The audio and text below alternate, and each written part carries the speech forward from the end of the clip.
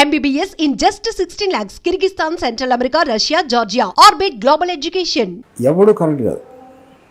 నాకు నచ్చిని నేను ఇంప్లిమెంట్ చేస్తాను. Same thing will go for every person. You know ఇప్పుడు నా కజిన్ ఒకడు రాజా అని ఒకడు ఉన్నాడు. అండ్ నాకు చిన్నప్పటి నుంచి నాకు హెవీలీ ఇన్ఫ్లుయెన్స్ నాతో. ఇన్ఫ్లుయెన్స్ అంటే ఏంటి, వింటాడు అంతే నా మాటలు అంతే. నాలాగా బతకలేడు. ఎందుకు బతకలేడు? ధైర్యం ఉండదు. ఎందుకంటే ఈజ్ కేరింగ్ ఫర్ అవతల ఏమనుకుంటాడు, పేరెంట్స్ ఏమనుకుంటారు, వాళ్ళు ఏమనుకుంటారు, వీళ్ళు ఏమనుకుంటారు, ఆ భయంలో జీవిస్తారు అందరూ బేసిక్గా. ఓకే, అప్పుడు ఆయన నాతో అంటాడు వచ్చే జన్మైన నీలాగా అవ్వాలనుకున్నాడు. ఇది నాతో 20 ఏళ్ళు ఉంది ఆ టైంలో. అంటే విచ్ మీన్స్ అండర్స్టాండ్ అర్థం చేసుకోవటానికి అమలు పరచడానికి చాలా చాలా డిఫరెన్స్ ఉంటుంది.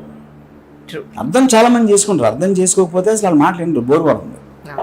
ఆ మాటలు విన్నారంటే అర్థం చేసుకున్నట్టే, అమలు పరచలేరు. అది పాయింట్.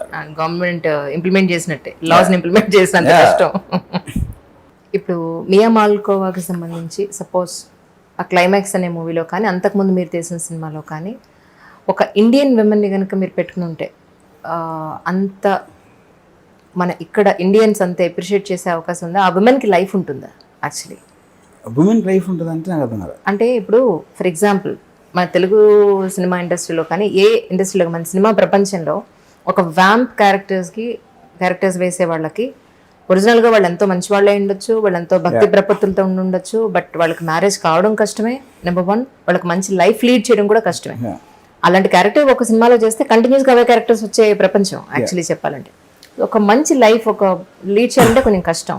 బట్ ఈ అమ్మాయిని ఒక మంచి పద్ధతిలో చూసే అవకాశం. ఫస్ట్ పాయింట్, మంచి లైఫ్ అంటే ఎవరికి ఉంది మంచి లైఫ్? హౌస్ వైఫ్స్కి మంచి లైఫ్ ఉన్నట. హౌస్ వైఫ్ అన్ని ఎవరికి అనుభవించకుండా పెళ్లి చేసుకుని పిల్లల్ని కానీ ఒంటింట్లో కూర్చుని బ్రేక్ఫాస్ట్ లంచ్ డిన్నర్ చేసే వాళ్ళకి మంచి లైఫ్ ఉన్నట. I don't think so. వాళ్ళకి లేదుగా కదా పాయింట్. అది that is what I'm saying. ఇందాక ప్రోగ్రామింగ్ చెప్పింది అది. నేను ప్రతి మనిషి వాళ్ళకున్న యాసెట్స్, వాళ్ళకున్న స్ట్రెంగ్స్, వాళ్ళకున్న కెపాసిటీస్, వాళ్ళకున్న పొటెన్షియల్ని యూజ్ చేసుకుని దాని మీద వాళ్ళు రిస్క్ తీసుకుంటారు. ఇప్పుడు నేను ఇంజనీర్ని, నాకు డైరెక్టోరియల్ నాలెడ్జ్ ఉంది, నాకు సినిమా ఎలా తీయాలో తెలుసు అని ఒక దానితో నేను ఇంజనీరింగ్ నుంచి బయటకు వచ్చేసి సినిమాలు చేయడానికి రిస్క్ తీసుకున్నాను.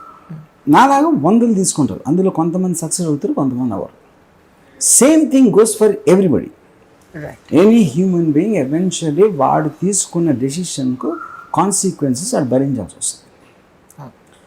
అలాగే ఇప్పుడు 2 పాయింట్స్ ఇక్కడ. మియా మాల్కోవా నేను ఎందుకు తీసుకున్నా, మియా మాల్కోవా తను ఎందుకు చేస్తుంది అనేది రెండు మీరు విభజించి మాట్లాడితే, మియా మాల్కోవా తను 18th year బర్త్డేకి తన మదర్ దగ్గరికి వెళ్ళి I want be A pan star అని తను చెప్పింది.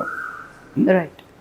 సో అంటే మదర్కి చాలా కోపం వస్తుంది. నేను చెప్తున్నా, అడగట్లా పర్మిషన్, ఎందుకంటే I believe this is what I like. Okay, అప్పుడు ఏమవుతుంది, తనకి ఉన్న యవ్వనం లెట్స్ 15 ఏళ్ళు ఉంటుంది అనుకో. 15 ఏళ్ళు తన అందం పోయికి ఏం చేస్తారు? అందం పోయి ఎవరు మాత్రం ఏం చేస్తారు? మీకున్న అందరి ఎబిలిటీ లిమిటెడే కదా. మీరు ఏదో పర్టికులర్ టైంలో మీ ఉద్యోగం బాగవచ్చు, మీరు బిజినెస్లో నష్టం రావచ్చు, లేకపోతే X అవ్వచ్చు, Y అవ్వచ్చు, Z అవ్వచ్చు. ఆ ప్రాబ్లం అందరికీ కామన్ ఉంటుంది. కాకపోతే ఇప్పుడు నేను నాకున్న ఎడ్యుకేషన్ క్వాలిఫికేషన్కి, నాకున్న దానికి ఇది చేయడానికి దీంట్లో నాకు ఎక్కువ హ్యాపీనెస్ వస్తుందా, ఎక్కువ డబ్బు వస్తుందా, ఎక్కువ నేమ్ వస్తుందా అని ఇలాంటి క్యాలిక్యులేషన్తో పర్సన్స్ డెసిషన్ తీసుకుంటారు. ఓకే, సో దాంట్లో నేనేంటి, మియా మాల్కో నాకు పాన్ స్టార్స్ అంటే నాకు విపరీతమైన గౌరవం. దానికి కారణం ఏంటంటే ప్రాస్టిట్యూట్కి పాన్ స్టార్కి ఉన్న డిఫరెన్స్ ఏంటి? ప్రాస్టిట్యూట్ అనేది ఒక చీకట్లో ఎవరికి తెలియకుండా ఎవరికి తెలియదు.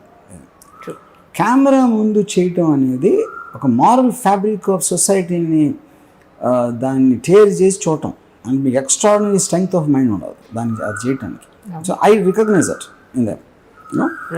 ఇంకోటి వాళ్ళు ఏం చేస్తున్నారు, అది బయటికి జనాలు ఒప్పుకోకుండా కన్జర్వేటివ్ పబ్లిక్.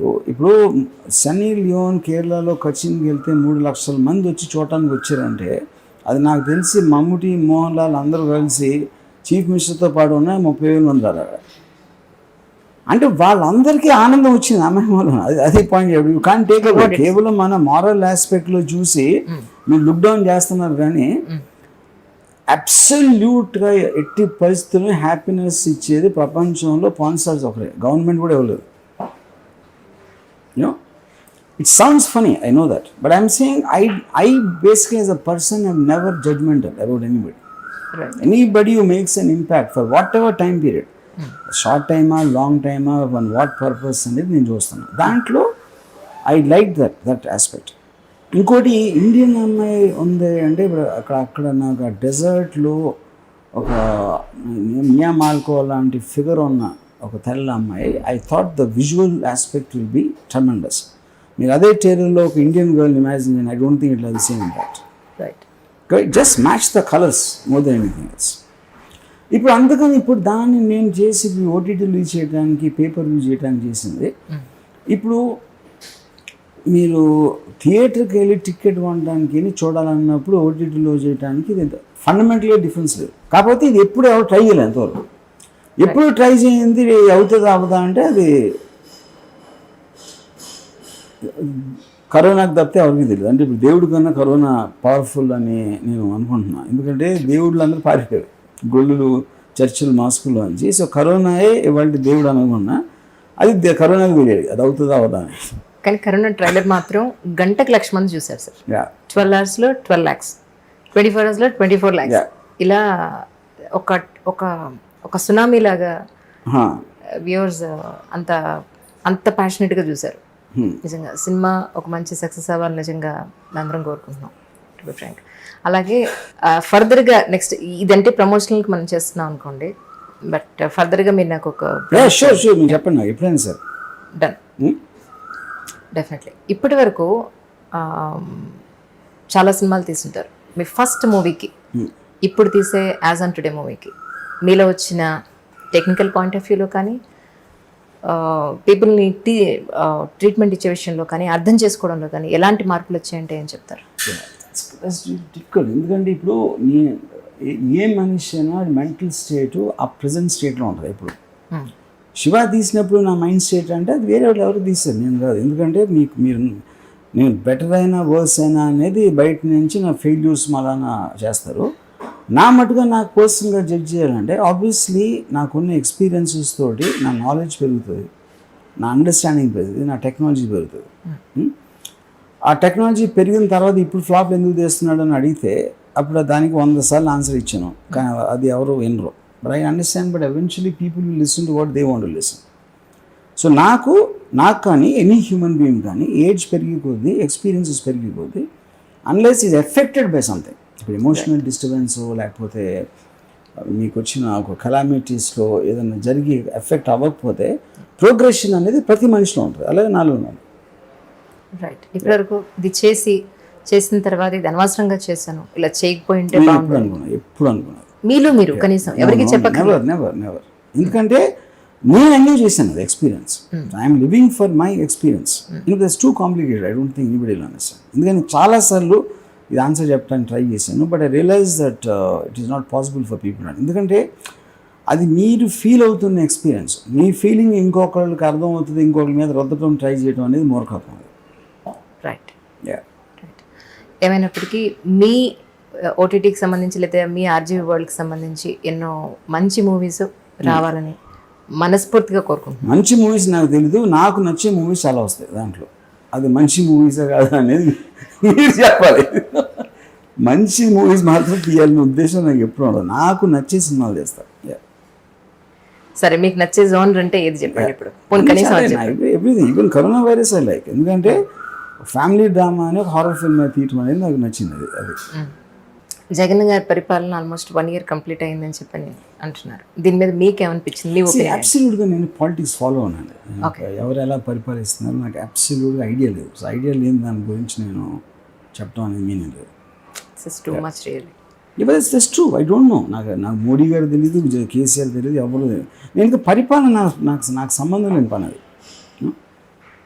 వాళ్ళు పరిపాలన చేసిన దాంట్లో ఏదైనా గ్రామాటిక్ ఏదైనా జరిగితే దాన్ని సినిమా చేయాలనుకుంటా, కానీ పరిపాలనకి నాకు సంబంధమే లేదు అసలు. యాక్చువల్లీ మీ ఇంటర్వ్యూ చేయడానికి ముందు బాగున్నారా అని అడిగితే మీకు నచ్చదు, బాగోపోతే ఈవిడ వచ్చి అని చేస్తుందా అనేది మీ దగ్గర నుంచి వస్తుంది. గుడ్ ఆఫ్టర్నూన్ అంటే ఏంటి, జనరల్గా గుడ్ ఆఫ్టర్నూన్ అంటే అన్నట్టుగా మీకు ఉంటుంది. మీరు అన్నది మాత్రం ఆఫ్టర్నూన్ గుడ్ అవ్వదు. ఎగ్జాక్ట్లీ. సో ఇది మీ దగ్గర నుంచి వచ్చే ఆన్సర్. సో అది కూడా విష్ చేయకూడదు. Just I would like to say hi, that's it.